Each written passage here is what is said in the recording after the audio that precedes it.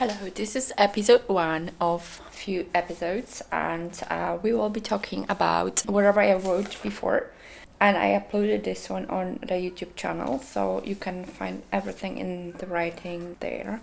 I wrote it on my own, and today I will be speaking.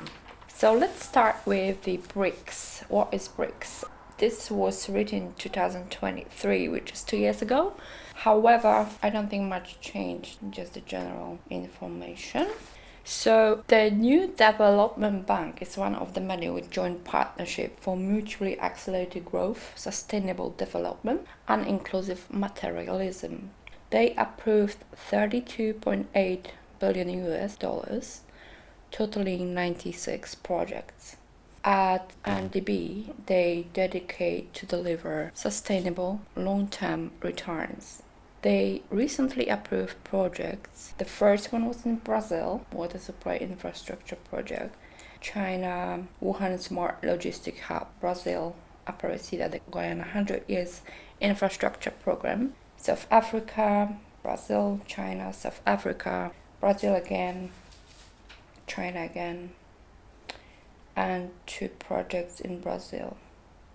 Banco do Brasil Sustainable Finance Project, Water and Wastewater Services Expansion Project in Manaus. And the last one in Russia, Affordable Housing and Urban Development Program. The president of the bank, Dilma Rousseff, it was on the 23rd of August, delivered her report to the leaders of Brazil, Russia, India, China, and South Africa. She said, quote, "I am committed to ensuring that our work is done without imposing conditionalities linked to any public policy or private project." BRICS remains a disparate group ranging from China, which is the world's second biggest economy, to South Africa. Africa is most developed economy. South Africa's organizers said there will be no discussions, however, over a common BRICS currency, and it was on the 2023.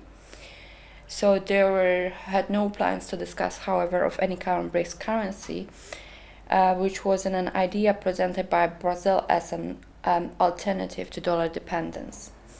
Brazil's president, Lula da Silva, who celebrated his 100 years of his government at the Planalto Palace in Brazil, April 10th, 2023, said on Tuesday, that was August 2023, that he said on Tuesday from Johannesburg media broadcast, "We just want to organize ourselves." In 2022, according to International Monetary Fund, IMF, Brazil has the 10th largest gross domestic product, GDP, in the world, and has the 8th largest purchasing power party in the world. 2.81 trillion nominal 2023 estimated, China 21%, and the United States 18% are Brazil's principal trading partners. On Tuesday, the same day, which was in August 2023, Lula, Brazil's president of Brazil, Lula, pointed out that they would see neighbor Argentina join the bloc. Chinese President Xi Jinping's abrupt decision to skip BRICS forum on Tuesday and send his Commerce minister in his place is unclear and raised eyebrows among China's watchers. Right, China's top trading partners, per reports dated on the July 23, I don't think it changed much, are number 1, the United States, 582 billion. That's 16.2% of China's total exports. Second is Hong Kong, 297.5 billion. That's 8.3%. Third one is Japan, 172.9 billion. China's GDP is the largest in the term of purchasing power parity, PPP equivalence. In remarks opening Friday's discussion, South Africa's Foreign Minister Naledi Pandor spoke of the bloc as a champion of the developing world, which she said she was abandoned by wealthy states and global institutions during the COVID-19 pandemics. The world, she said, quote, "The world has faltered in cooperation. Developed countries have never met their commitments to the developing world and are trying to shift all responsibility to the global south," Pandor said. She's so who is Naledi Pandor? She's the politician, educator, philosopher, diplomat, legislator, anti-apartheid activist, academic, Minister of International Relations and Cooperations. She's the mother of four, who holds BA from University of Switzerland, BA from University of Botswana, MA from University of London, MA from Stellenbosch University, PhD from University of Pretoria. On Tuesday 22nd, same year 23, during the BRICS, China's President Xi Jinping said, "Right now, changes in the world, in our times, and in history are unfolding in ways like never before, bringing human society to a critical juncture. The course of history will be shaped by the choices we made." These are the resources from the actual reports, which I read. Right, on to the next one. The next one is classical China. So let's talk about classical China. In China, it rested on the culture of an administrative elite which survived dynasties and empires and kept China on the same course. One thing we own to this elite is the maintenance of written records from very early times. Chinese historical accounts provide incomparable documentation, crammed with often reliable facts. The Confucian scholars who kept up with the historical records had a utilitarian and didactic aim. They wanted to provide a body of examples and data which would make easier the maintenance of traditional ways and values. Their histories emphasize continuity and a smooth flow of events. Given the needs of administration in so huge a country, this is perfectly understandable. Uniformity and regularity were clearly to be desired. The official culture was extraordinarily self-sufficient. China's history between the end of the era of warring states and the beginning of the Tang dynasty in 1618 has a chronological backbone of sorts in the waxing and waning of dynasties. Dates can be attached to these, but there is an element of the artificial, or at least a danger of being over-emphatic and in using term. It could take decades for a dynasty to make its power a reality over the whole empire, and even longer to lose it. The first two imperial dynasties, which reached their peaks during them, are China's great unifying dynasties of Qin and Han. The Qin had prospered perhaps in the past because of a radical reorganization carried out by a legalist-minded minister in 356. Also, soldiers use of a new long iron sword. After swallowing Eastern Sihan, the queen claimed the status of a kingdom in 325. So that's just short briefing about classical China. Let's move to decolonisation and Cold War. There are 4 parts of this. So let's start with the part 1.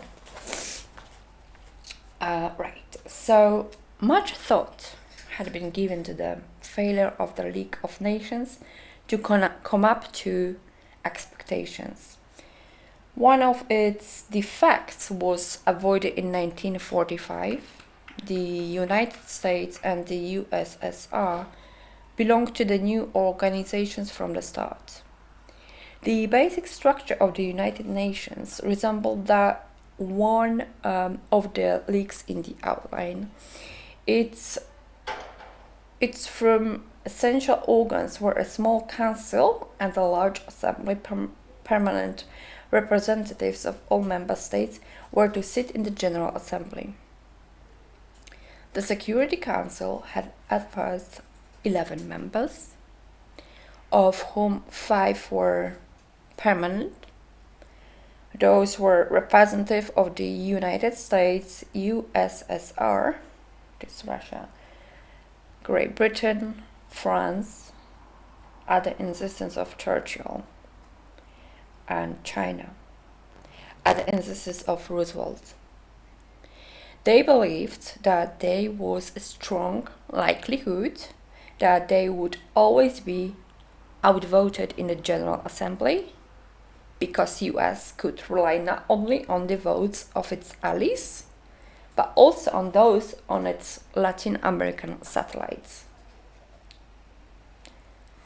The other main issue which caused grave constitutional dispute was the veto power given to the permanent members of the Security Council. So, in the theory, the Security Council possessed very great powers, but the operation was bound to reflect political reality. The United Nations General Assembly met for the first time, nonetheless, in London in 1945. Right, so let's get down to what happened when they met in London, 1945. And then, right, so this is 1946 now, 1 year later. Bitter negotiations began at once. Complaints were made about the continued pressure of Russian soldiers in Iran and Azerbaijan occupied during the war, and the Soviets promptly replied by attacking Great Britain for keeping her forces in Greece. Within a few days, the first veto was cast by the Soviet delegation. Already in 1946, the United Nations was an area in which the USSR contended with a still inholate Western Bloc, which its policies were to do much to solidify. So the origins of conflict between the US and the USSR are often traced back a very long way in the later years of the war. The British government had tended to feel that the Americans were too over-friendly to the Soviet Union. So in 1945, when the war ended, American distrust of Soviet intentions was much less than it later became. Of the two states, the more suspicious and wary was Stalin's USSR. So at that moment, there were no other true great powers left. Great Britain was gravely overstrained. France had barely risen from the living death of occupation and was stricken by internal divisions. A large communist party threatened its stability. Germany was in ruins and under occupation. Italy added new quarrels to old ones, and Japan was occupied and militarily powerless, while China had never yet been a great power in modern times. The Americans and Soviets therefore enjoyed an immense superiority over all possible rivals.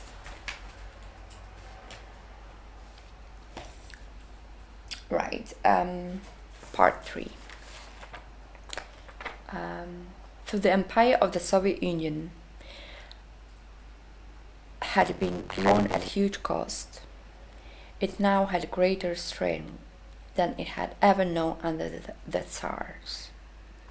Soviet armies dominated a vast European glacis, much of which was sovereign Soviet territory. The rest was organized in states which were by 1948 Eresen's satellites, and one of them was East Germany, a major industrial entity. Beyond the glaciers lay Yugoslavia and Albania, the only communist states to emerge since the war without the help of Soviet occupation. In 1945, both seemed assured allies of Moscow. This advantageous Soviet position had been won by the fighting of Red Army, but it also owed much to decisions taken by Western governments and to the commander-in-chief in Europe during the closing stages of war, when he had resisted pressure to get to Prague and Berlin before the Soviets. The resulting Soviet strategic dominance in Central Europe was all the more important because the old traditional barriers to Russian power in 1914, the Habsburg Empire and the United Germany, were no more. Great Britain and a slowly reviving France could not be expected to stand up to Soviet army, and no other conceivable counterparts on land existed if the Americans went home. But the deepest roots of American empire lay in its economic strength. Together with the Red Army, the overwhelming industrial power of the United States had been desire for the Allied victory, equipping not only its own huge forces but many of those of its allies. The home base of the United States had been immune to enemy attack in any but a trivial sense. Its fixed capital was intact. Appearances can be deceptive. For all the powers of the United States in 1945, there was little political will to use it. The first concern of the American military was after victory to achieve as rapid a demobilization as possible. Lend-Lease arrangements with her allies had already been cut off even before the Japanese surrender. It's much harder to be sure what was going on in the Soviet Union. The years immediately after the war were to prove as grim as had been those on the industrialization rates of the 1930s. In September 1949, an atomic explosion was achieved. And in the following March, it was officially announced that the USSR had an atomic weapon. By then, much had changed. Above all, more emphatically than in 1918, the economic structure of Europe had disintegrated. The flywheel of much of European economic life had once been in industrial Germany. Germany was divided from the start. The Soviets had carried off capital equipments as reparations to repair their own ravaged lands as well. They might. The Germans had destroyed 39,000 miles of railway track alone.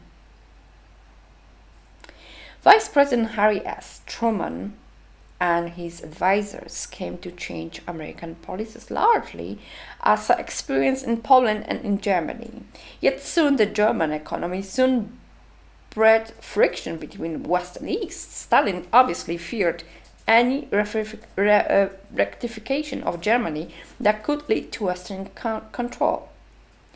In order not to create a worldwide coalition set against Soviet Union, Soviet policy now showed more flexibility in areas of less immediate concern of Moscow. So that would be it about decolonization.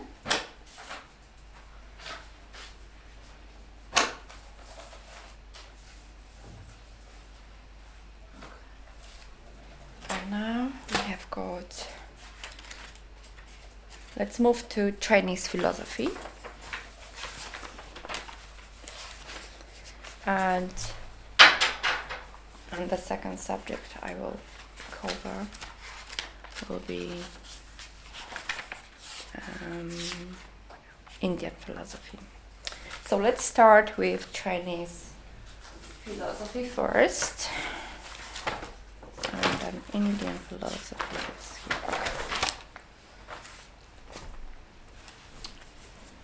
here. Confucianism, Mohism, Taoism, legalism. These four are the principal schools on philosophical thought in China.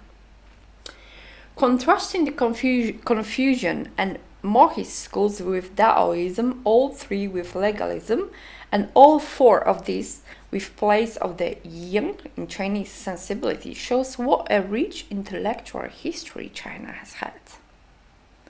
It has to be acknowledged that, as with Indian philosophy as well, that the language barrier presented in this case by ancient Chinese inhibits the depth of engagement that would assuredly prove as educative as it is fascinating.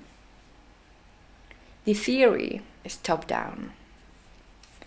If rulers rule well, fathers will be good parents, sons will be well brought up, and dutiful, and therefore society will be harmonious and flourishing. The direction of ethical flow is from those in positions of authority who set the standards, and examples of good behavior to those who depend on them. Accordingly, the people who are to set these standards have to observe the very highest standards themselves. The two fundamental concepts in Confucian ethics are those of benevolence or humanity, and Li, which literally means reads, but devotes proper behavior generally. The idea of reciprocity, shu, at work, here underlines the Confucian golden rule. Do not do to others what you do not wish them to do to you. Do to others as you would have them do to you. Right.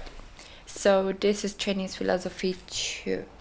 A term that occurs frequently in Chinese philosophy as in the dialect is Tian, heaven, literally the sky. It captures the very complex combining almost of or some of the following ideas: an overreaching independent order of the way things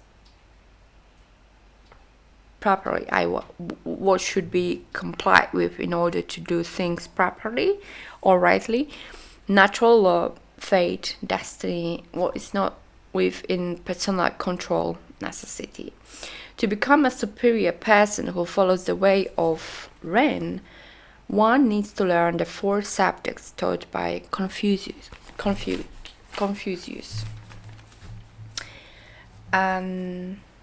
As culture, good conduct, loyalty, and honesty.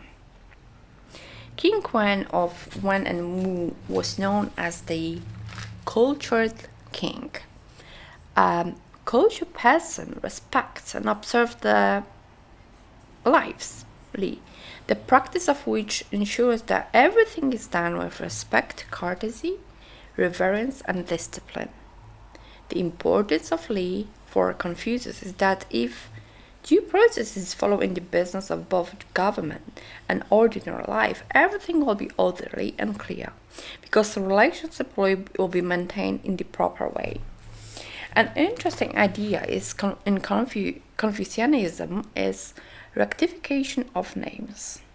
The idea is that because the names of things are conventional and depend on their usefulness, on agreement about their application, problems arise when agreement is lost. The founder of Mohism is Modi, a contemporary of Socrates. Much later, Modi was portrayed by some Chinese scholars as an opponent of the Confucianism, and more often a very effective one.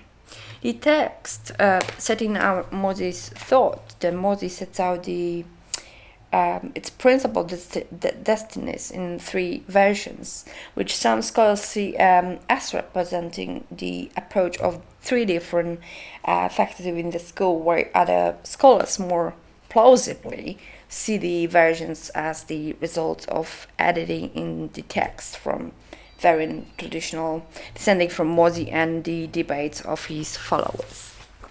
The first principle is elevate the worthy individual and follow the standards. Yi, he says. A society can be seen to be flourishing when it's populous, wealthy, and orderly. To achieve that, it must be governed by men who are committed to Yi. A clear chain of command structure in government helps to ensure that such men will be in government. In part, it concerns Yanai, or equal treatment and consideration for all by the government, protects social safety and harmony. This term means to value others as you value yourself. Modernization is in expenses is supported by a clear-minded weighing of Li and I, benefits and disbeliefs. Although that length of mourning is probably psychologically right, Modi taught that the conventional manner of marking respect and devotion by such an excessive observance was the result of confusing what is habitual with what is proper and what is customary with what is right. Modi's concern for the welfare, for loving others and trying to benefit them, is the chief motive of his outlook. When it is absent, it's a source of harm. All the disorder in the world, Modi said, arises from a black benevolent, kind-hearted concern between members of family, between their rules, between one state and another. Modi's followers created a school of logic and metaphysics, which came to be called the School of Names, and it's best known for debate over proposition: a white horse is not a horse. Modi's ethics offer an attractive and sympathetic outlook, though in a rather different way. That's Daoism. Perhaps many readers will recognize the saying, "The world is won by those who let it go." When you try, the world is beyond winning. Okay, Chinese is done. Next, Indian philosophy. And this will be like a very brief 2 pages. What appeared is that the richness and depth of thinking in the Indian philosophical tradition should be all but sealed off from Western philosophy by the veils of Sanskrit and Pali. The metaphysics, epistemology, logic, and ethics of the Indian schools also lie behind the veil of a misapprehension about the nature, namely that they are excessively religions or theologies rather than philosophies. The schools of Indian philosophy are known as Darshana, literally means sight, and by extension, view, in the sense of viewpoint or standpoint. They divide broadly into two groups, orthodox, heterodox. The darshans that don't accept the authority of the Vedas are Buddhism, Jainism, and the Carvaka school. And that's why they are described as heterodox. The history of the period between 1500 and 500 in northwestern India is known as the Vedic period, and when the Vedas took shape, the chief philosophical texts connected with the Vedas are the Upanishads. Upanishad literally means to sit attentively close, that is, to a master or teacher, and they are known as Vedanta because they are regarded as the final part or closing sections of the Vedas, encapsulating the Vedas' high meaning on purpose. The Vedic literature is regarded as Suruti, meaning revealed, either directly by supreme reality itself or through apprehension by rishis, sages, of the ancient past in the course of their meditations. Various of the Sruti texts themselves say that they were crafted by the skill of rishis in the same way as a captain builds a chariot. The six orthodox schools in India are Samkhya, Yoga, Nyaya, Vaisheshika, Purvamimamsa, and Vedanta. The three heterodox schools are, as already mentioned before, Carvaka Buddhism and Jainism. Sankhya is the oldest of the orthodox schools. It asserts a dualism of a matter, Prakriti, and consciousness, and it regards both as equally real. It's pluralistic in holding that Purusha is many. Right, and then let's talk what was yoga. Yoga is associated with the Samkhya school and practical application of its teaching. The writings of one Patani dated some time before the 5th century before the earth set out the techniques of posture, breathing, and meditation that later schools of yoga developed. The Yoga Sutras attributed to Patanjali, though very much later than those by Camilla, accept the Samkhya, ontology, and epistemology, but at a commitment to a form of deism lacking in non-theist Samkhya doctrine.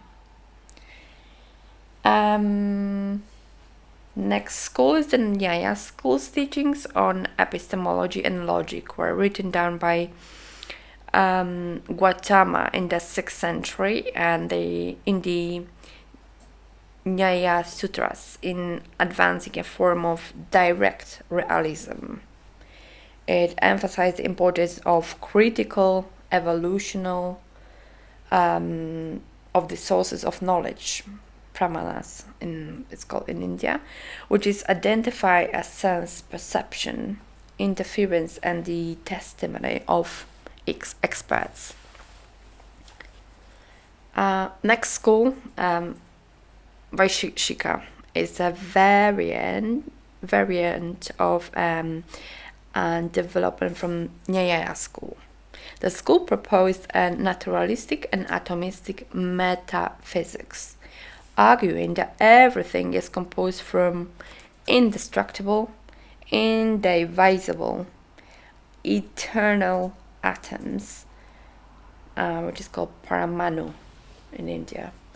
And the theories of relations and causations are highly sophisticated. And the Nyaya and Vaisheshika schools are often treated as a single school. Next is Purvamimamsa, is the closest thing among the darshanas to a religion, the standard meaning of this term, and it's ritualistic and requires of its adherent and unquestioning faith in the Vedas and observance of the sacrifices they prescribe, most particularly the fire sacrifices, believing that unless these are performed, the universe will suffer ill effects. And another name for Purva Mimamsa is therefore Karma Mimamsa, because of the focus on action, karma. Next, Vedanta on Uttara Mimamsa teaches that the world is an illusion. One of the strands of Vedanta, owing to the sage Adi Shankaracharya, said to have lived in the 8th century, teaches the doctrine of Advaita, non-dualism, laying stress on the Upanishadic theme that the individual soul, Atman, and the ultimate reality, Brahman, are one and the same. Thank you very much for listening to me, and you hear from me in the episode 2 soon. Bye!